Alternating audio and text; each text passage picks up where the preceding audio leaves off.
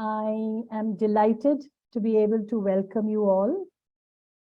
This is the Asia-Europe People's Forum, and we are a network of a large number of groups and organizations across Asia and Europe,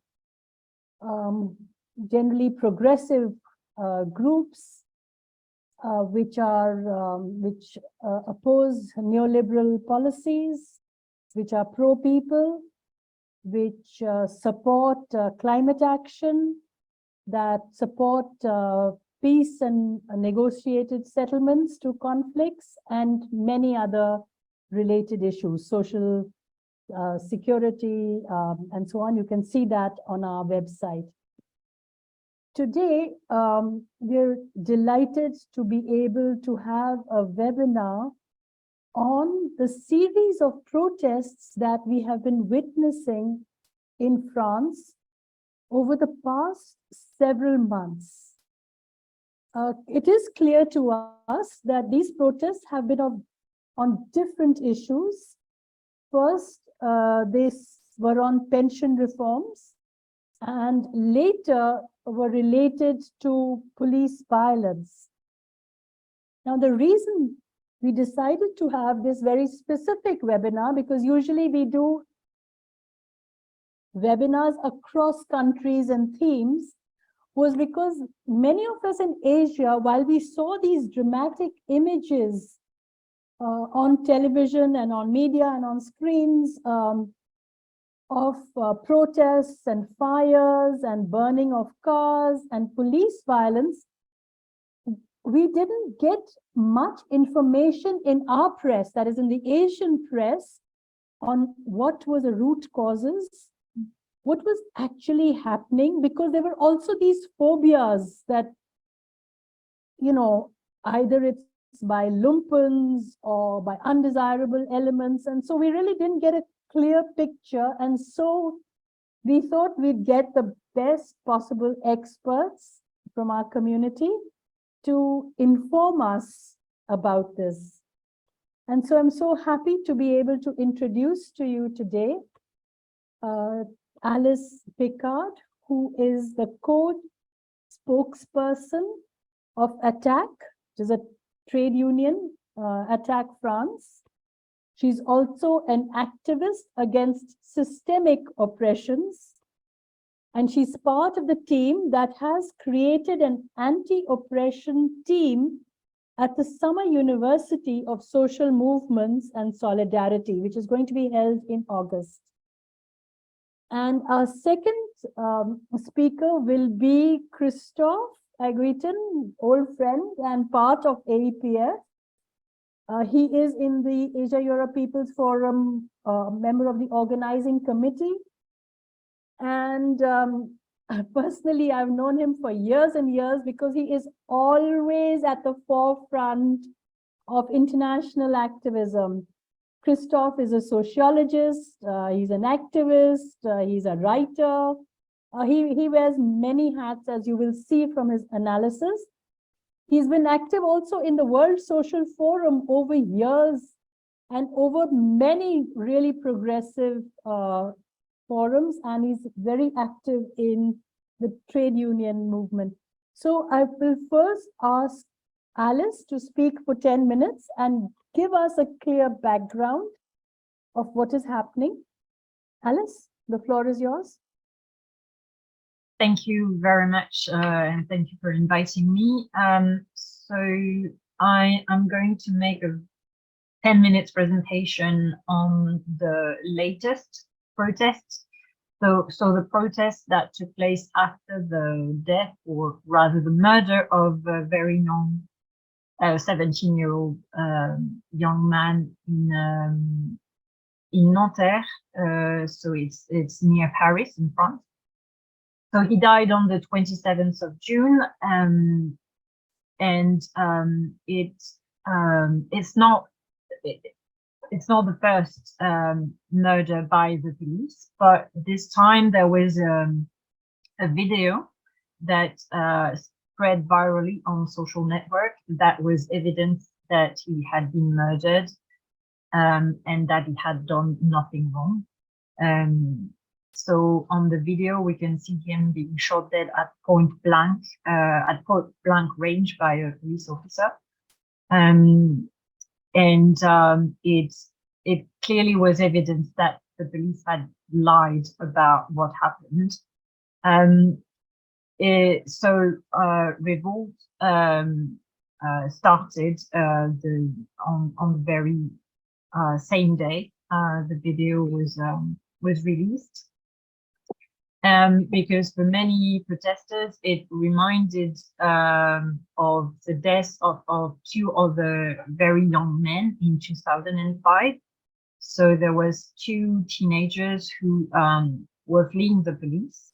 They had done nothing wrong, but their former interactions with police officers made them scared of this institution and its agents. And so they hid in an electricity substation and were electrocuted. And in 2005, it led to a 3-week period of protests. So they had died in Clichy-sous-Bois, that's again in the region of Paris, but it spread all across the country, just like this year. It started in the region of Paris, and then other big cities in France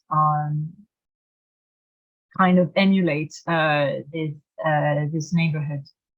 And so the death of Naël also reminded everybody of the death of Adama Traoré. It was in 2016, and this time it was a 24-year-old, and he suffocated after being arrested during an identity check. And unfortunately, that's rather common in France to die at the hands of the police while just during a rather common procedure. If you want later on, I can share the website of that has been set up by a collective of victims' families, and they have set up an observatory of police violence. And there is a map that is regularly updated that keeps track of all its instances of police brutality. And I think that last time I checked, so yesterday, there were more than 5,000 instances on this website. I think that in France and in many other countries, the media and the government spoke of riots, but it's probably better to speak of revolt and uprising, because if you say riot, you kind of deny the political dimension of these revolts. And they took place in housing estates in very disadvantaged urban areas, working class neighborhoods. It's a kind of mobilization that young people resort to when they have no other way to be heard. Indeed, they're not really organized. They have no spokespeople. And anywhere when minority communities organize in France, they are often discredited through the accusations of communautarisme or separatism. The term separatism was even used in a law passed in 2021, so 2 years ago, and it reinforces the control of the state over civil society organizations. And if they don't play by the governmental rules, they can fear losing funding. So that's really serious. And there's a feeling that there's no other way to be heard, because in 2020, after the death of George Floyd in the US, there were peaceful protests, massive peaceful protests, and nothing has been done ever since. And it's important to acknowledge that there's a real political consciousness of this youth, even though they seem to have lost any faith in institutional politics. It's also really important to recognize the political dimension of this uprising, because then it allows organizations such as ATTAC to consider alliances and convergences. And indeed, this time there were more than 90 organizations that have issued a statement calling for a protest on the 8th of July. It was a commemoration of the death of Adama Traoré. This protest was forbidden by the government. It took place anyway.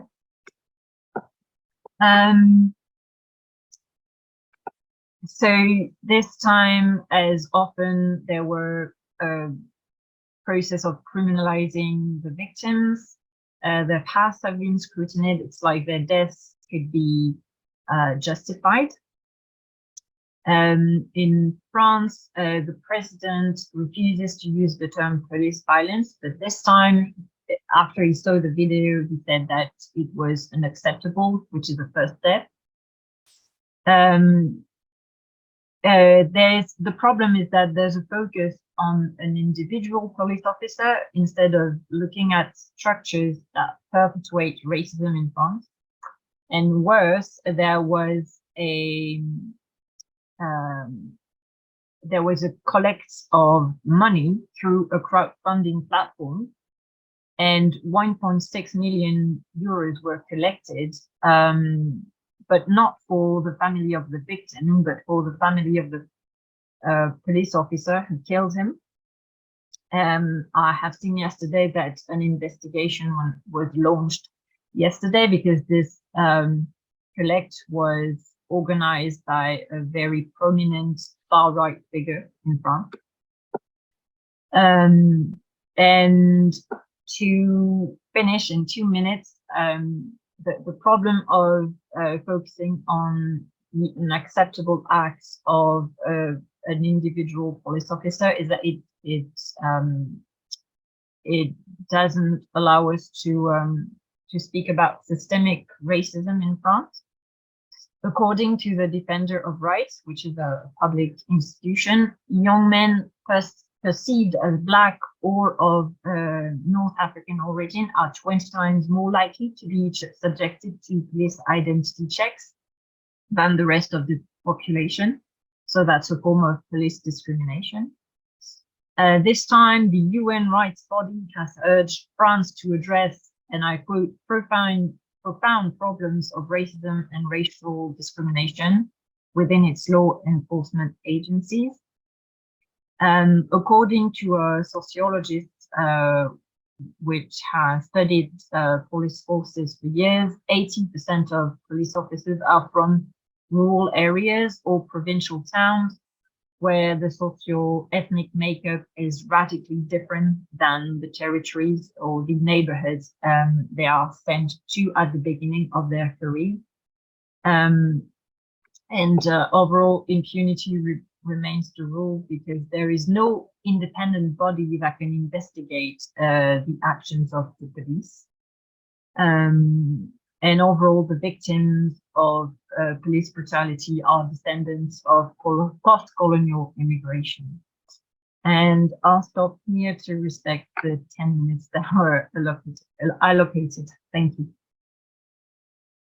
Thank you so much, Alice. You'll definitely have time to carry on these brilliant arguments and really explaining to us about the systemic nature. And I think the point that's sort of really got into my head is the fact that obviously some of these young people from communities don't have any institutional structure or mechanism or institution through which they can express their angst and anxieties. So I hope Christophe can now just further explain to us some of the root causes about these. Christophe, the floor is yours.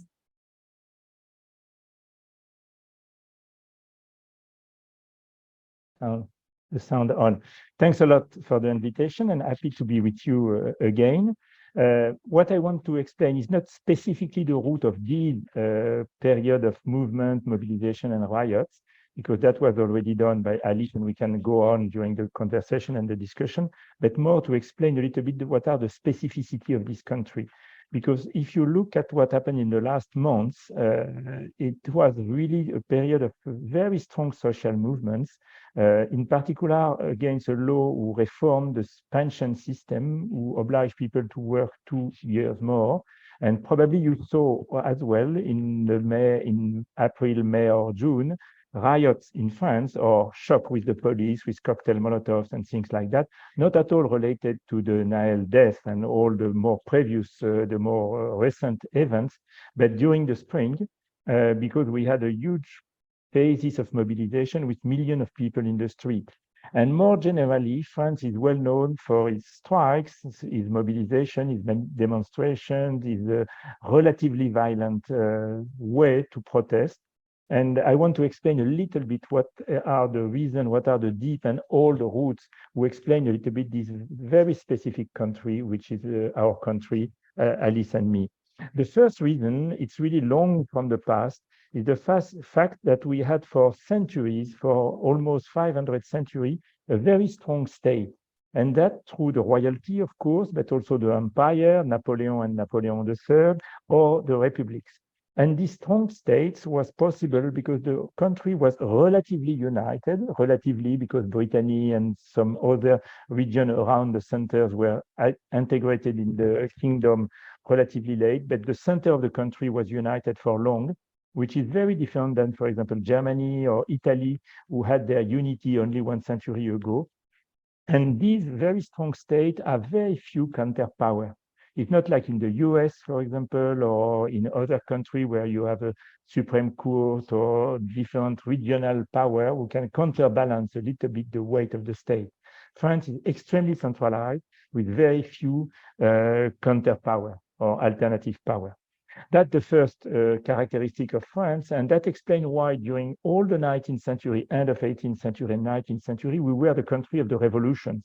Because the only way to protest and to change the political system is really to have a big movement and to change the head of the country, which is the kingdom or the different regime. And we had in less than 1 century 3 victorious revolutions. The big revolution in 1789, then in 1830, and then in 1848. And this characteristic is very specific to France, to have so many revolutions and victorious revolutions. And the thing changed at the end of the 19th century. And we have to explain a little bit why the thing changed and what were the results. The last big revolution in France is the Commune de Paris, was a way for Karl Marx to write one of his best books, The Civil War in France. And at the end of the Commune de Paris, the decision was taken to create a new republic, which was unique in Europe at this time, except Switzerland. All the countries in the 19th century were either empire or kingdom. But this republic, the Third Republic, was very particular because it was built by an alliance between the big capitalism, the big companies were already strong because France, like Germany and the UK, was relatively early industrialized. And they passed an alliance with the petite bourgeoisie, the farmer, the owners of the shop. And everything was in the parliament of the Third Republic was a sort of permanent compromise between the big bourgeoisie and the small bourgeoisie, the petite bourgeoisie. And that explains, for example, why France has a majority of its population as farmer up to the end of the Second World War, which is a unique case in the developed Europe, countries in Europe.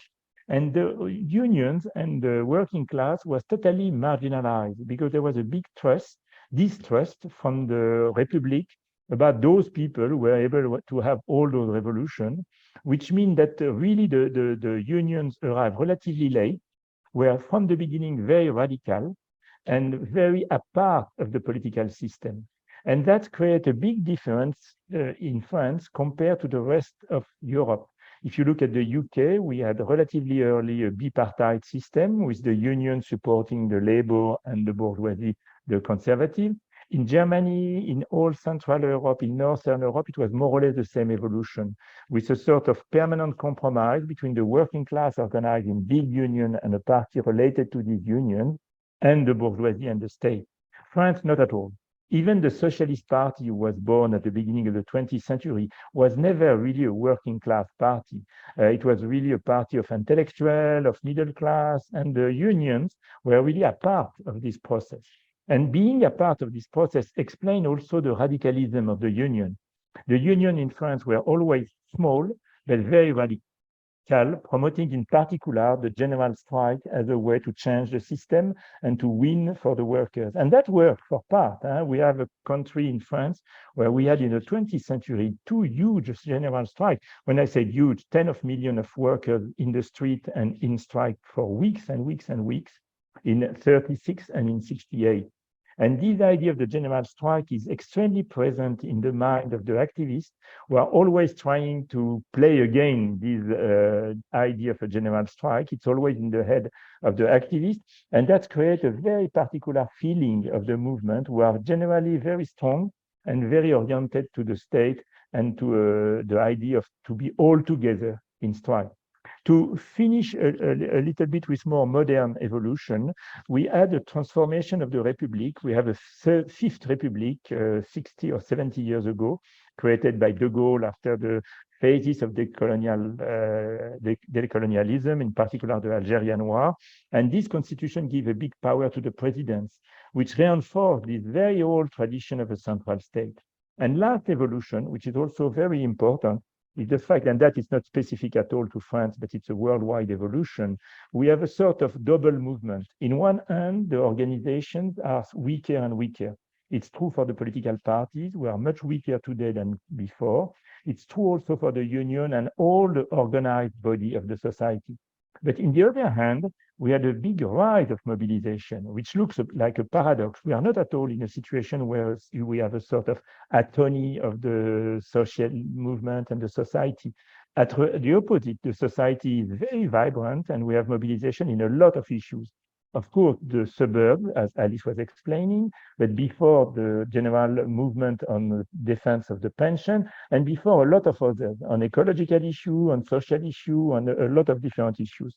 And this kind of scissors in between organizations who are declining and movement who are growing create a very volatile situation at political level, when we can have newcomer like Macron, who doesn't come from the traditional party, but it's true also at the far right with Le Pen, or in the left with Mélenchon and France Insoumise, which are the result of this instability and volatility of the political scene. But it's also true in the social struggle and in the social movement. As Alice said, there was no spokesperson in those big movements of the suburb. There was no real organization.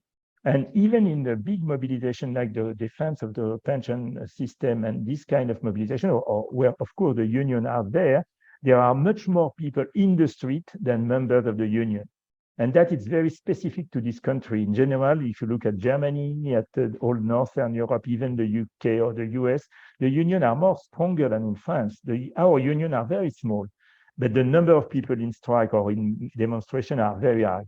And that is a real challenge for all activists, ATTAC as all the other groups, because we have very small organization having to be part and to manage, if you want, very big mobilization. And this kind of decorrelation between the strength of the movement and the strength organized movement and the strength of the mobilization is one of the characteristics of the period. I think that it's not only French, but France is a little bit an extreme in this evolution.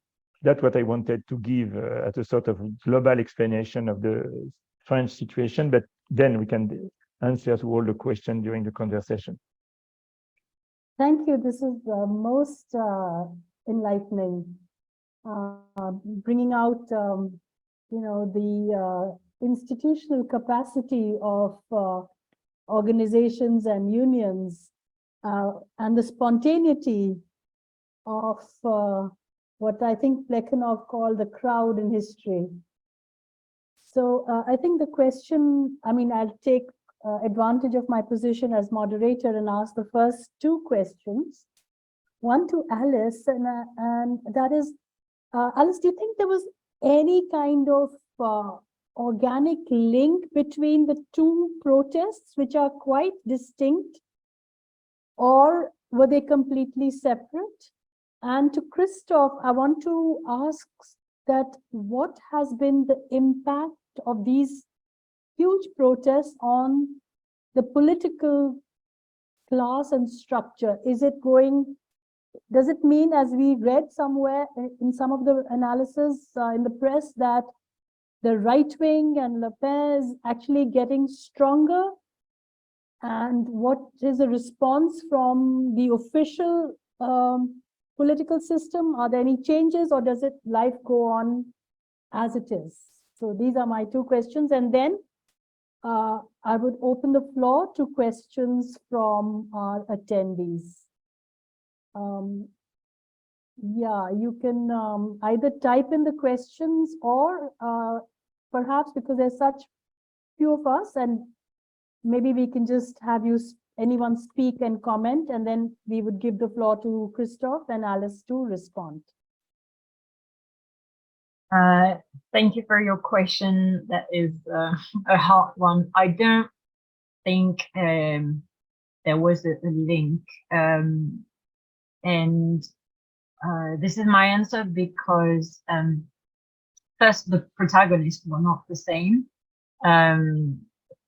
Well, it's a general answer. Maybe someone who would have participated in the protest against the pension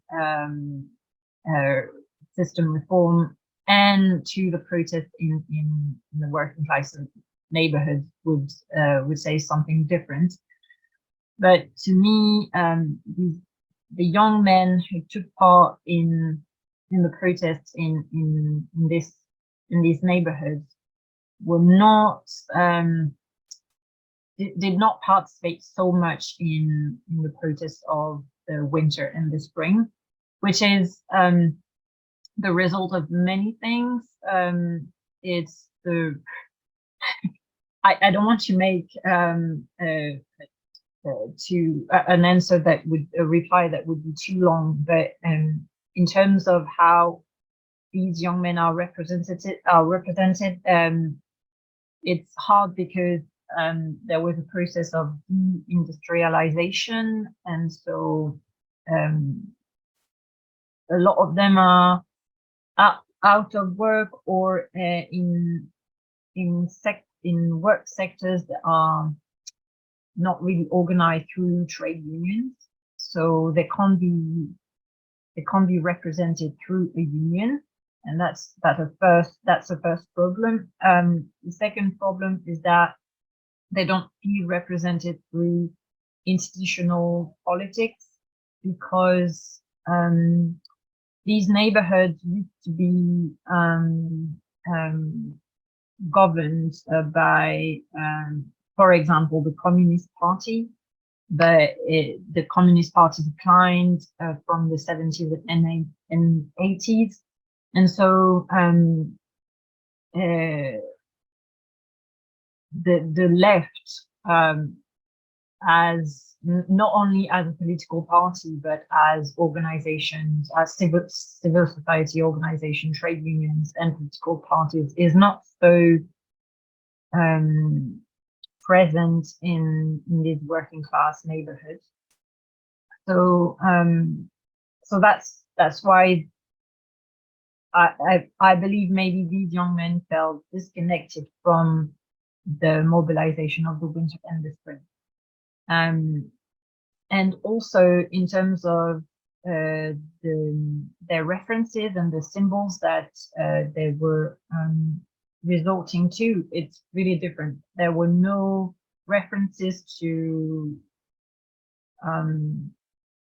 the pension reform, to the pension system reform, but more references to other instances of police violence, such as, the 2005 murder, death of 2 young men, and then 2016, the death of Adama Traoré. There were references to this, but not so much to other kind of mobilizations. It was very close in time, but there were no real links between the two. While I think there were links between the pension system reform protests this year and the mobilization of the yellow vest in 2018, 2019. So it was years apart, but maybe some people who took part in demonstrations for the first time in the winter of 2018, 2019 were they mobilized and organized for the first time then, and so they were more ready for this year mobilization. And evidence of this is that protests were quite big in small towns and medium-sized cities in France. I hope that was clear. Thank you for that clarification. Christophe? Yeah. I can give some element about the consequences of all those movements on the political scene. First of all, to understand a little bit the French political scene, historically we had, as in the rest of Europe, a sort of two big parties, one in the left, the Socialist Party, one in the right, today the Republican. They changed the name, but today the Republican, which are similar to Christian Democrat, Social Democrat in Germany, or Labour and Conservative in the UK. But in all those countries, we have a crisis of those big parties. That's true in all Europe and globally all over the world. But it's another discussion. But in France, the recomposition of the political landscape was much more quick and dramatic than in other countries. The Labour, the Socialist Party, at the last presidential election got only less than 2%. And the Conservative, the Republican, got less than 5%, meaning the two parties who lead the country for decades have less than 10%. If you add both of them, they have 6% of the vote, which is really nothing. And the three parties emerging are Macron, which is a kind of, it's relatively similar to the Democrat Party in the US, to be quick. The France Insoumise, which is a radical force coming from different origin, but a little bit similar to Podemos in Spain, for example, or a little bit what Corbyn wanted to do, or Sanders in the US, a little bit this kind of inspiration. Also very inspired by Chavez, Correa, and all the Latin American leader of the left of the last 20 years. And at the right, we have Le Pen, which is a big rightist party, but who has the characteristic to not be neoliberal.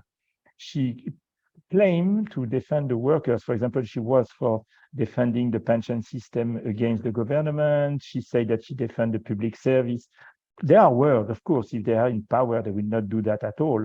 But they are not at all like Meloni in Italy or Vox in Spain, who are ultra neoliberal. They are not like that. They are racist. They are anti-migrant, they are anti-all the strangers, but they claim to have more social politics, which means that during the pension reform, which was the protest was supported by 70% of the country, if you look at the opinion poll. Macron was really declining very quickly in the opinion poll, and the Le Pen and the far right was quite in a good situation, but the left could imagine that they can also get a good result. The last protest after the death of Naël, it's a very different one. If you look at the opinion poll, it's exactly the opposite. A large majority of the people are against those riots and support the police, which is quite traditional. And it was true also in May 68. It was true each time that you have a big period of violence. You have a sort of reflex of order and security in the country, which doesn't mean that these reflex will last for long. I don't think that at all. When you look even in the reaction of the organization, as Alice was telling, it's the first time that in this context, 19 organizations are able to organize a common protest. It's very new and very important. In the same spirit, we know, and we saw that in May 68, that after a sort of reaction of fear in front of violence, the real problem arrived again. Those protests in the suburbs in July will have two effects. One, to put on the table the problem of the reform of the police, because the police in France is particularly violent, particularly racist. And the second issue will be put on the table will be the problem of the integration of all those young people coming from migrant origin, which is a problem of job, a problem of education, a problem of resources in those neighborhoods who are the poorest of the country. And all those social issues will re-emerge in the next weeks or months, that's for sure. But at the moment, if we had an election tomorrow, the Rassemblement National, which is the far right, will be the winner, that's for sure. But we have years and years before the next election, meaning the political spectrum will change again, and it's too early to have a dramatic fear of the arrival of the far right in France, at least. Thank you. Now, there are two questions that I can see. One is from Chandan. It's more of a comment. Chandan is a trade unionist and an activist himself, and he's saying that it's inspiring to hear the role and contribution of workers, of the workers' movement. So he's not asked a question, but he just said it's very inspiring to hear this. And second is from our friend Andy Rutherford. Christophe, he's our colleague in the AEPF. He is saying that it appears that the different parts of the police and supposed national security bodies remain unaccountable and operate within a significant democratic deficit. What can change this? So these are the two, one comment and one question. So if either of you would like to address this. Maybe I can start and then Christophe can add a few things. First of all, I think it would be important to explain why it is so unaccountable. Christophe said that France is a bit apart from other countries because workers are not so much unionized. It's around 10%. So it's really low, but there's an exception, and the police is one of these exceptions. And they are really well organized through their trade unions, and I think it's almost 50% of union members in the police are represented by openly racist trade unions.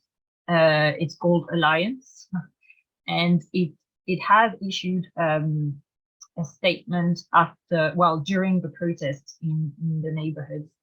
It was extremely violent. It was, the words used were outrageous, really. They not only criminalized Nael and other victims of police violence, but they were also dehumanizing all the protesters.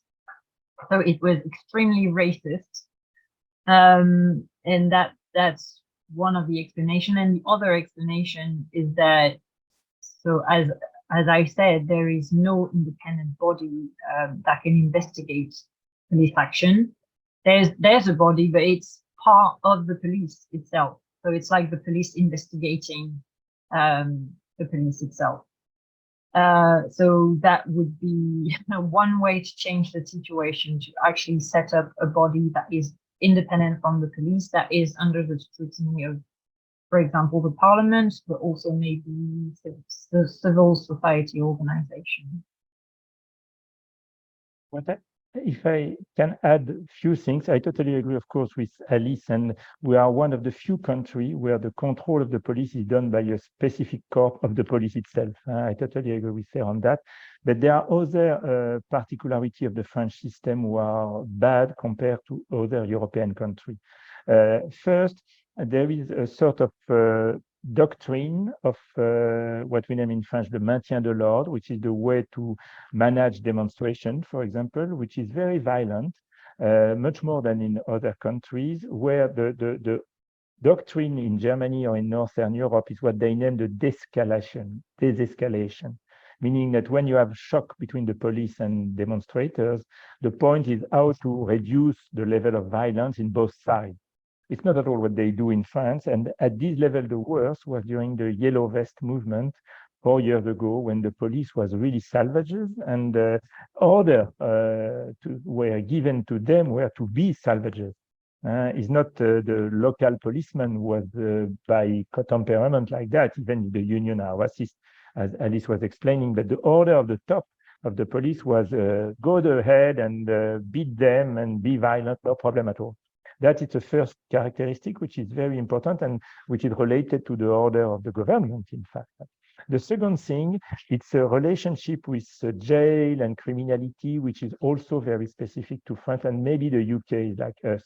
In a lot of European countries now, for example, the marijuana and a lot of drugs are legal, which means that the level of criminality related to drug is reduced a lot, and the number of people in jail is reduced a lot. If you look at Netherlands, all the Nordic countries, even Germany, there are less and less people in jail because they legalize the soft drug, if you like marijuana and others, and they have an approach which is a short time in jail and more social education than jail. In France, at the opposite, we are building jail after jail, and we have more and more people in jail. I think it's a little bit similar to the UK, but I'm not totally sure. But in the rest of Europe, is not the situation. And I think that those two issues, which is the doctrine of the police in demonstration and also the relation to criminality, who are not at all well managed by the government, who prefer to have a sort of repressive and virilist and patriarchal response to we want order, law and order, more than everything. And that is a real problem, and that has to be changed as quickly as possible. Okay, thank you. Thank you for clarifying these two important interventions from the floor. Now, I can see no other question. So maybe if you have any last few words to add, you can say that now, Alice and Christophe. Maybe we can begin with Christophe if you want to just kind of round up and conclude. I will be very, very short because I already said what I wanted to say. The only thing will be good, maybe using the IPF as a common frame, is to have a sort of global reflection about the transformation of the political scene all over Europe for sure, but probably in Asia as well, to see if we have some common ground. We start to work on that on the democratic cluster and the cluster on democracy, but it's something we change so quickly that it's always useful to come back on those issues, but also to look at the new form of mobilization in movements, because what we saw in France in the last months and years, from the yellow vest to the big demonstration in the suburb in the last weeks, it's not specific to France. We have also this kind of movement all over Europe and in a lot of other continents, and to have a reflection on those issues will be very useful, I think. That's it, and thanks for being there with us. Thank you for that, Christophe. In fact, Andy is here, and he really is very active in the democratization, human rights, and migration working group. So we will take it up, and I think you should be part of that thematic group also. And I can tell you this very similar and even worse things are happening as far as the Asian political processes are concerned, the hollowing out of democracy and the marginalization of trade unions and the left, and therefore there are identity conflicts and spontaneous movements, but the old type of social movements are not allowed, and they're also on the decline as civil society is being denied the earlier spaces that we had. So Alice, any last thoughts? I'll try and make an optimistic note.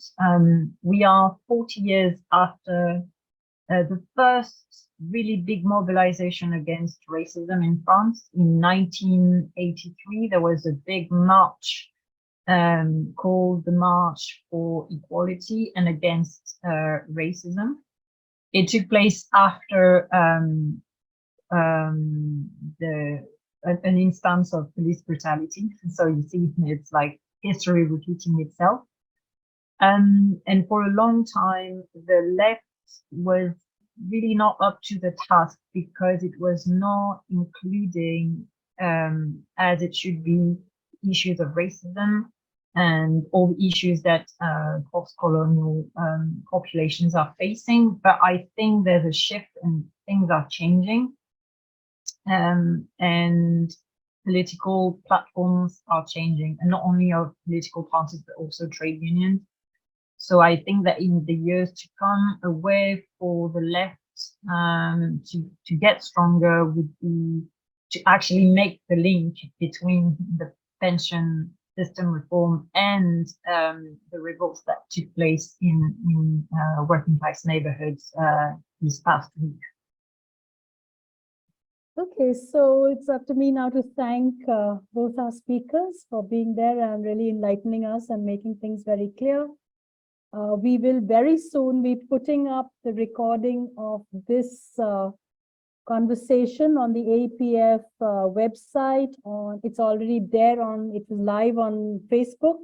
So it will be there on our Facebook also, and on Twitter and various social media. So those who've not had the opportunity to listen will be able to do so.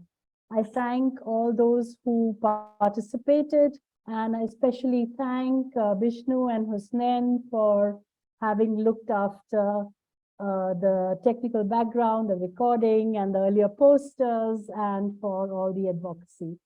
So thank you all for being here, and until next time, goodbye. Thank you. Bye-bye. Thank you. Bye.